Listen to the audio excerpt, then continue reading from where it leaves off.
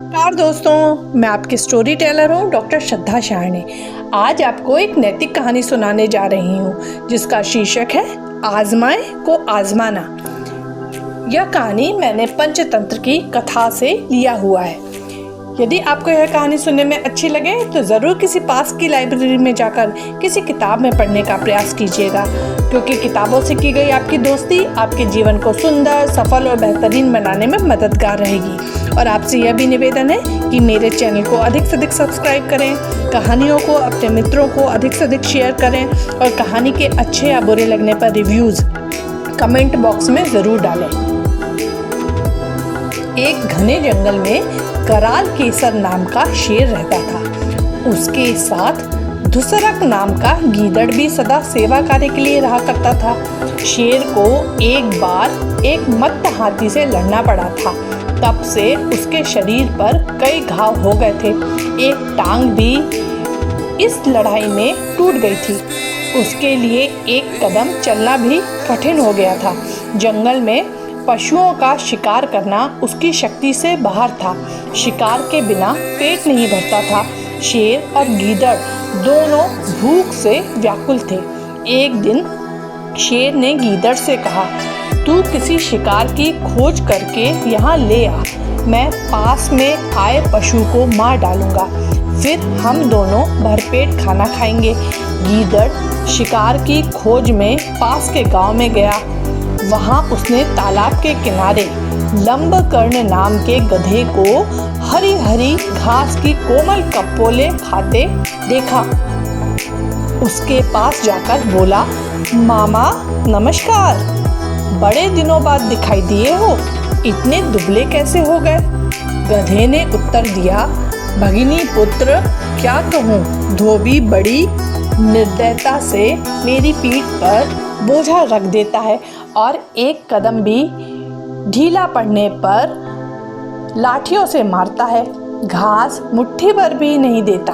स्वयं मुझे यहाँ आकर मिट्टी मिली घास के तिनके खाने पड़ते हैं, इसीलिए दुबला होता जा रहा हूँ। गीदड़ बोला, मामा यही बात है तो मैं तुझे एक जगह ऐसी बतलाता हूँ जहाँ मरकट मणि के समान स्वच्छ हरी घास के मैदान है।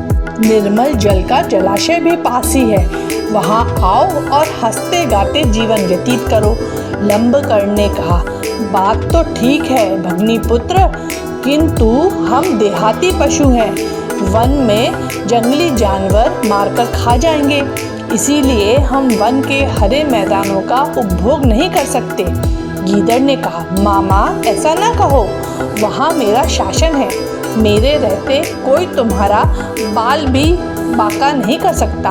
तुम्हारी तरह कई गधों को मैंने धोबियों के अत्याचारों से मुक्ति दिलाई है। इस समय भी वहाँ 3 गर्दभ कन्याएं रहती हैं जो अब जवान हो चुकी हैं। उन्होंने आते हुए मुझसे कहा था कि तुम हमारे सच्चे पिता हो तो गांव में जाकर हमारे लिए किसी गर्दभ पति को लाओ, इसीलिए तो मैं तुम्हारे पास आया हूँ।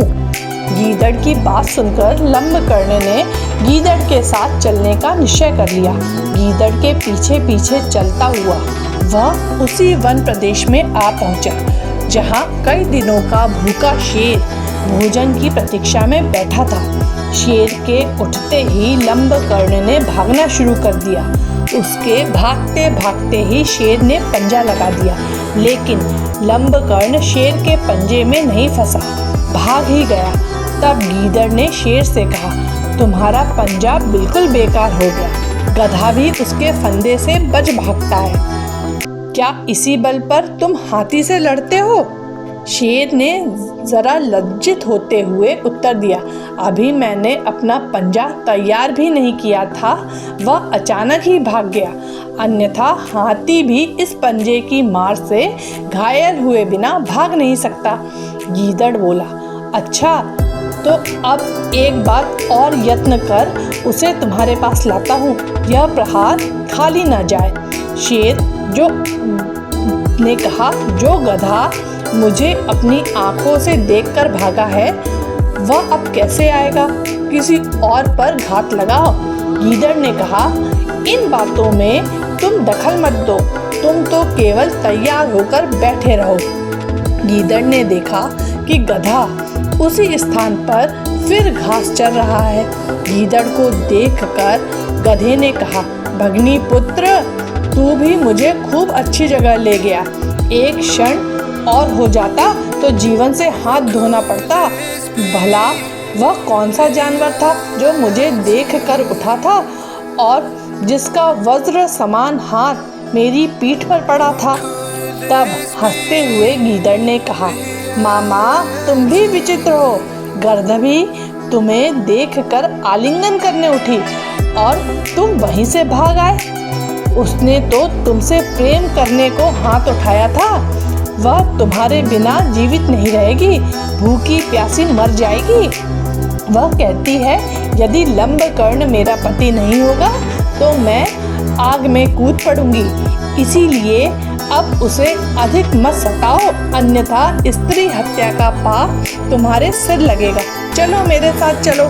गीदड़ की बात सुनकर गधा उसके साथ जंगल की ओर चल दिया।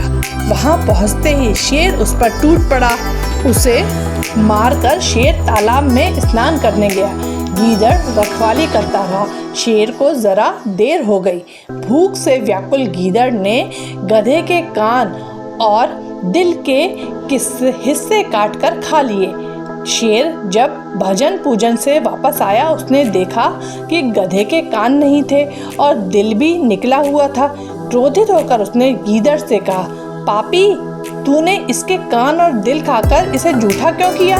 गीदड़ बोला, स्वामी, ऐसा ना कहो, इसके कान और दिल थे ही नहीं, तभी तो यह एक बार जाकर भी वापस आ गया था। शेर को गीदड़ की बात पर विश्वास हो गया। दोनों ने बांटकर गधे का भोजन किया। इस कहानी से हमें यह सीख मिलती है कि यदि हम एक बार किसी व्यक्ति से धोखा खा लेते हैं और पुनः उस पर विश्वास करते हैं तो हमारा अंत निश्चित ही है। यदि आपको यह कहानी सुनने में अच्छी लगी हो तो ज़रूर इसे अपने मित्रों को शेयर करें। धन्यवाद।